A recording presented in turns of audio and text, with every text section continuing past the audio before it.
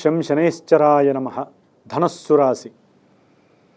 ధనస్సు రాశి వారికి మార్చి 30వ తేదీ నుండి కూడా మీనరాశిలో 4వ రాశిలో, మరి మేషం నుంచి అది 12వ రాశి. ఈ యొక్క 4వ రాశిలో శని మహానుభావుడు ఉండటం అంటే వీరు దాదాపుగా 3 సంవత్సరాల క్రితం వరకు కూడా తృతీయ శని ఇచ్చినటువంటి ప్రభావాలకి 4వ శని అంటేనే అర్ధాష్టమ శని, కంటక శని అని కూడా అంటారు. అంటే ఇది ఎలా ఉంటుందంటే నెత్తి మీదకి సమస్యలు వస్తాయి, చాలా ఇబ్బందులు పడతారు, కానీ మళ్ళీ పక్కకి నెట్టుకునే స్వభావం కూడా వీరికి కలిగే అవకాశం ఉంటుంది. కానీ ఈ మధ్యలోనే ఎన్నో ఇబ్బందులు, అగాధాలు, కిందకి జారిపోయే ఇబ్బందులు కూడా కలిగే అవకాశం ఉంటుంది. ఎందుకంటే ఈ యొక్క అర్ధాష్టమ శనిలో ముఖ్యంగా గృహాలకి, భూములకి, ఇల్లు కట్టుబడి కట్టేటటువంటి ఎవరైతే తాపీ మేస్త్రులు ఉంటారో వారికి, రియల్ ఎస్టేటర్స్కి కూడా కొంత గడ్డు కాలం అనే చెప్పుకోవాలి. అంటే భూములకి సంబంధించిన ఏదో ఒక రకమైనటువంటి విషయాలలో వీరికి చాలా సమస్యలు కలిగే అవకాశం ఉంటుంది. ముఖ్యంగా రాజకీయ నాయకులకి సంబంధించి వారితో ఎవరైతే రియల్ ఎస్టేటర్స్ అటాచ్మెంట్ ఉన్నారో వారికి వీరికి మధ్య కొంత భావావేశాలకు లోనై ఒకరి ఆంతరంగిక విషయాలు ఇంకొకరికి తెలియటం ద్వారా అవి బయట పెట్టేసేయటం, ఒకరిని ఇంకొకరు ఇరికించి వారికి జైలుకు పంపించాలనేటటువంటి తాపత్రయంతో వ్యవస్థ మొత్తాన్ని కూడా పాడు చేసేసుకుంటారు. పరిపూర్ణమైనటువంటి దుష్కర్మల్ని అనుభవించేటటువంటి పరిస్థితి ఈ యొక్క ధనుస్సు రాశి వారిది. ఎందుకంటే అర్ధాష్టమ శని అనేటటువంటిది కంటక శని దోషం అని అంటారు. దీని ద్వారా విద్యార్థులకి సరైనటువంటి చేతనత్వం ఉండదు, బుద్ధి మాంద్యం ఏర్పడుతుంది, చదువు మీద ఇంట్రెస్ట్ పోతుంది, చదువుకోవాలనేటటువంటి ఆశ ఉండదు, చదువుతూ ఉన్నట్టుండి ఆపేస్తారు. ఎందుకంటే శని మహానుభావుడు విద్యను ముందుకు సాగనివ్వడం, క్లోజ్ చేసేస్తాడు. కొంతమంది స్థలాల కోసం తిరుగుతూ ఉంటారు, వారిలో నిరుత్సాహం ఎదురై అసలు స్థలాలు ఇక జీవితంలో కొనకూడదు, భూములు కొనకూడదు, లేకపోతే గృహమే అవసరం లేదనే స్థాయికి వచ్చేస్తారు. కొంతమందికి అది వరకు చేసుకుని వారి జాతకంలో ఏదైనా గ్రహస్థితిలో కొంత లోపం ఉండి అప్పులు ఏదైనా చేస్తుంటే ఆ అప్పులు తీర్చడానికి ఉన్న గృహాలను అమ్మేసుకోవడం, ఉన్నటువంటి స్థలాలని బేరం పెట్టడం, అవి కూడా వారికి నిరుత్సాహప్రదంగా డబ్బులు రావటం, మళ్ళీ ఆ ధనం సరిపోక ఇంకొక ధనాన్ని వేరే వారి దగ్గర నుంచి అప్పు తీసుకోవటం, ఇట్లా చైన్ రియాక్షన్స్తో అర్ధాష్టమ శని దోషాలని పరిపూర్ణంగా అనుభవిస్తారు. ఎందుకంటే ఈయన యొక్క దృష్టి కర్మస్థానమైనటువంటి కన్యారాశి మీద పడుతోంది.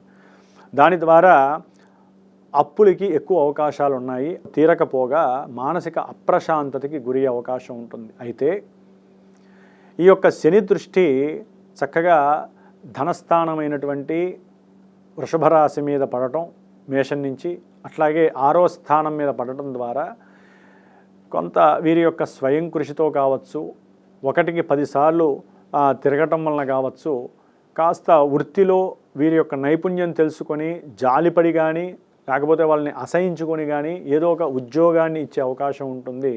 వీరి కుటుంబ జీవితాన్ని కాస్త నిదానంగా ప్రారంభం చేసి సరిపోయినటువంటి ఆర్థిక వసతులతో సౌఖ్యం లేకపోయినా, గృహ సౌకర్యంగా లేకపోయినా అదే సౌకర్యం అనుకొని అడ్జస్ట్మెంట్ అయ్యి నిదానంగా, ఓర్పుతో, సహనంతో, నిరుత్సాహంతో జీవితాన్ని కాలం వెళ్ళబుచ్చేటటువంటి పరిస్థితి ధనుస్సు రాశి వారికి చాలామందికి కనపడే అవకాశం ఉంటుంది. ఎందుకంటే జన్మజాతకంలో గనక ఈ శని మహానుభావుడు ఇంకో రకమైనటువంటి శుభ పరిణామాల్లో, శుభ నక్షత్రాల్లో ఉండి శుభయోగ కారకుడిగా ఉన్నట్లయితే వీరికి విదేశాలలో స్థలాలు కొనడం, గృహం కొనడం ఇలాంటివి కూడా కలిగే అవకాశం ఉంటుంది.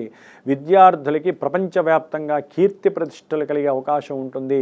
లేదా చేసేటటువంటి వృత్తిలో ఎవరికైనా సరే వారి యొక్క సేవకా వృత్తికి మెచ్చుకొని ఉన్నతమైనటువంటి విదేశాలకి వీరు ఎప్పటి నుంచో అడుగుతూ ఉంటారు, మాకు విదేశాలలో ఉద్యోగానికి అవకాశం ఇవ్వమని.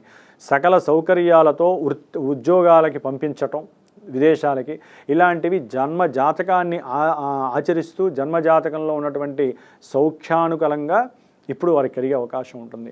ముఖ్యంగా ఈ శని మహానుభావుడు మరి 4వ స్థానంలో సంచారం చేయడం ద్వారా వారసత్వముగా ఎవరికైతే ఆస్తులు ఉంటాయో వాటిల్ని అమ్ముకోవటం, అట్లాగే చదువు రీత్యా కాస్త కుటుంబానికి దూరంగా, తల్లికి దూరంగా, తల్లిని బాధపెట్టి విదేశాలకు వెళ్ళిపోవటం, అట్లాగే విదేశాలకి వెళ్ళాలి, చదువుకోవాలనేటటువంటి కోరికతో ధనాన్ని ఖర్చు పెట్టడం, అది బ్యాంకుల నుంచి అప్పులు చేసి ఖర్చు పెట్టడం, సహాయ సహకారాలని విద్య కోసం అర్థించటం, దాని పరంగా కుటుంబ పరంగా లేకపోతే ఎవరైతే బంధువులు ఉంటారో వారితో సమన్వయం లేక కొన్ని గొడవలు రావటం, అంటే వీరు అనుకున్న డబ్బులు లేకపోవటం వలన చదువు విద్యార్థులకి ఇట్లాంటివి ఎన్నో జరుగుతాయి.